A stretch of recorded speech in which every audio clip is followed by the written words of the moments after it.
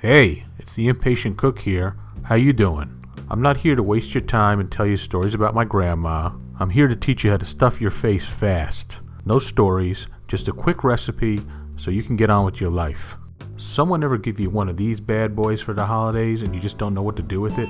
They don't taste too good. I could teach you how to make it taste great. Alright, first you're going to get one of these 13x9 pans and you're going to butter it real good. If you want technique, go somewhere else. I know this is probably not the way you butter a pan, but this is the way I butter a pan. Just make sure you butter it really good. For this recipe, you can use any variety you want.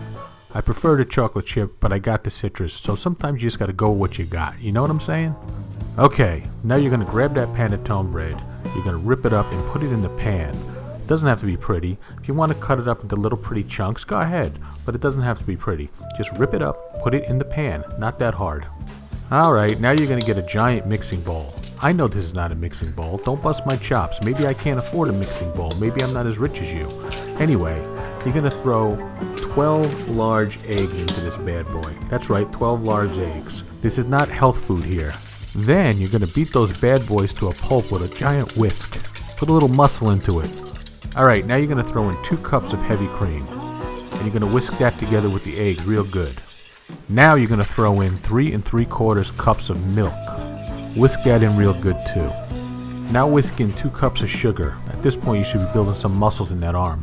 If you don't mix it up real good, you're going to get some sugar clumps and you don't want that. So mix very thoroughly. You can do it. I know you can. Now you're going to pour this bowl of goop that you just made over the panettone bread. Now since I don't have a chocolate chip panettone bread, I'm going to throw a bunch in myself. Who's going to stop me? You?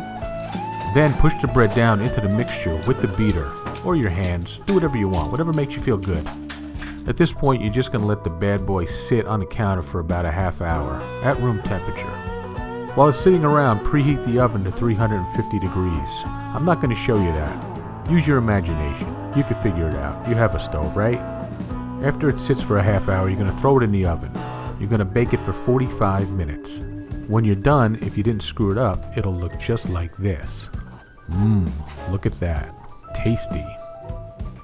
So, there you go. I got you in and out just like I promised. If you don't think that this is the best panettone bread pudding you've ever had, then I'd love to hear it in the comments below.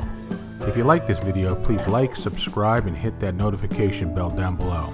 If not, maybe go look up some videos of that barefoot chick. She loves to tell you a lot of stories.